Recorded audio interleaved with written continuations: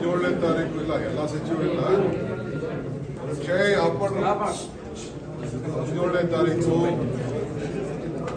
ಕೇಂದ್ರ ಸರ್ಕಾರದ ವಿಧಾನ, ಕೇಂದ್ರ ಸರ್ಕಾರದ ಬೆಲೆ ಏರಿಕೆಯಿಂದ ಎಲ್ಲ ಕಡೆ ಬೆಲೆ ಏರಿಕೆಗಳು ಜಾಸ್ತಿ ಆಗಿದೆ.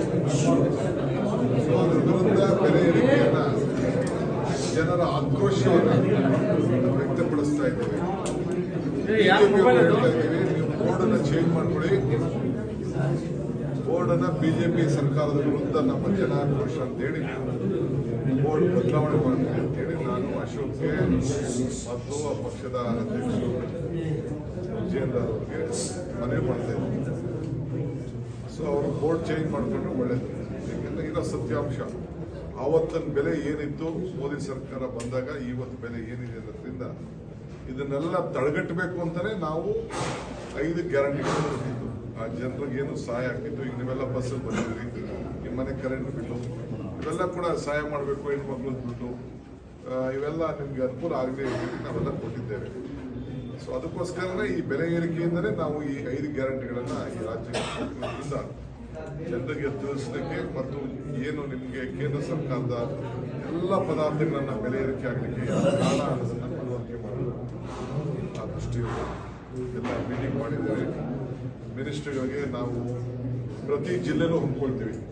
ನೆಕ್ಸ್ಟ್ ಈಗ ರಾಜ್ಯ ಮಟ್ಟದಲ್ಲಿ ಒಂದು ಕಾರ್ಯಕ್ರಮ ಫ್ರೀಡಂ ಪಾರ್ಕಲ್ಲಿ 12ನೇ ತಾರೀಕು ಇಟ್ಕೊಂಡಿದ್ದೀವಿ. 10 ಗಂಟೆ 10 ಗಂಟೆಗೆ ಪ್ರಾರಂಭ ಮಾಡ್ತೀವಿ. ಸೊ ಆ ದೃಷ್ಟಿಯಿಂದ ಎಲ್ಲರೂ ಕೂಡ ಸುತ್ತಮುತ್ತಲ ಜಿಲ್ಲೆಯವರಿಗೆ ಕಾರ್ಯಕರ್ತರಿಗೆ ಪ್ರೊಟೆಸ್ಟ್ ಮಾಡಿದ್ದಾರೆ, ಚೆನ್ನಾಗಿ ಮಾಡ್ತಾ ಇದ್ದಾರೆ. ಅವ್ರು ಹೇಳ್ತಾರೆ ಸಾಕಪ್ಪ ಸಾಕು ಕಾಂಗ್ರೆಸ್ ಸರ್ಕಾರ ಅಂತ ಹೆಸರು ಅವರು ಹೋರಾಟ ಮಾಡ್ತಾರೆ. ಕುಮಾರಸ್ವಾಮಿ ಅವರು ಭಾಗವಹಿಸಿದ್ರು ಸರ್. ಪ್ರಜಾಪ್ರಭುತ್ವ ವ್ಯವಸ್ಥೆಯಲ್ಲಿ ನಾನು ಅವ್ರನ್ನ ಬೇಡ ಅಂತ ಅವ್ರಿಗೂ ಹೇಳ್ತಾ ಇದ್ದೀನಿ. ನಾನು ಬಿಜೆಪಿ ಸರ್ಕಾರ ಸಾಕಪ್ಪ ಸಾಕು ಬಿಜೆಪಿ ಸರ್ಕಾರ ಅಂತ ಅವ್ರು ಪ್ರತಿಭಟನೆ ಮಾಡಬೇಕು. ಯಾಕೆಂದ್ರೆ ಯಾಕೆ ಬೆಲೆ ಏರಿಕೆ ಯಾರಿದ್ದಾಯ್ತು? ಈಗ ಪೆಟ್ರೋಲ್ ಬೆಲೆ ಡೀಸೆಲ್ ಬೆಲೆ ನಮ್ಗೆ ಹೇಳ್ತಾರಲ್ಲ, ಅವ್ರು ಪ್ರಾರಂಭ ಮಾಡಿದ ತಕ್ಷಣ ಅವ್ರು ಮಾಡಲಿಲ್ವಾ? ಅದನ್ನ ಅವ್ರು ಹೇಳ್ಕೋಬೇಕು. ಅವರು ಸಾಕಪ್ಪ ಸಾಕು ಬಿಜೆಪಿ ಸರ್ಕಾರ ಅಂತ ಬೋರ್ಡ್ ಹಾಕಿ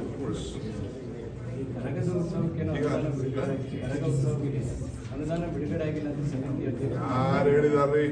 ನನಗೆ ಯಾರು ಬಂದು ಅರ್ಜಿ ಕೊಟ್ಟಿದ್ದಾರೆ, ನಾವು ಬಜೆಟ್ ಅಲ್ಲಿ ದುಡ್ಡು ಇಟ್ಟಿದ್ದೀವಿ, ನಾನು ಕಾನ್ಫೆಕ್ಷನ್ ಇಟ್ಟಿದ್ದೀನಿ, ಬಂದು ಯಾರು ಅರ್ಜಿ ಕೊಟ್ಟಿದ್ದಾರೆ ಕೊಡ್ತೀವಿ ಅಂತ ಹೇಳಿದ್ದೀವಿ. ಅವರಲ್ಲಿ 2-3 ಭಾಗಗಳಾಗಿರ್ಬೇಕಷ್ಟೇ. ಎಲ್ಲ ಒಗ್ಗಟ್ಟಾಗಿ ಬಂದ್ರೆ ನಾವು ಯಾರು ಅಧಿಕೃತವಾಗಿ ಏನು ಕರೆದಕ್ಕೆ ಮೊದಲಿಂದ ಸಂಪ್ರದಾಯ ಇದೆ ನಾವು ಮಾಡ್ಕೊಂಡು ಬರ್ತೀವಿ. ಬೆಂಗಳೂರು ನಗರದಲ್ಲಿ ಇಟ್ಟಿದ್ದೀವಿ. ಸರ್ಕಾರ ಕೂಡ ಅದ್ರ ಬಗ್ಗೆ ಚಿಂತನೆ ಮಾಡ್ತೀವಿ. ಮತ್ತೆ ಯಾಕೆ ಬಂದು ಕರೋರು ನಮ್ ಕರೆದವ್ರಲ್ಲ ಬನ್ನಿ ನೀವು ಅಂತ ನೋಡ್ಕೊಂಡು ಹೋಗ್ತಾ ಇರ್ತೀವಿ. ನಾವು ಏನು ಸಹಕಾರ ಮಾಡಬೇಕು ಕರೆದಕ್ಕೆ ಮೊದಲಿಂದ ನೋಡ್ಕೊಂಡು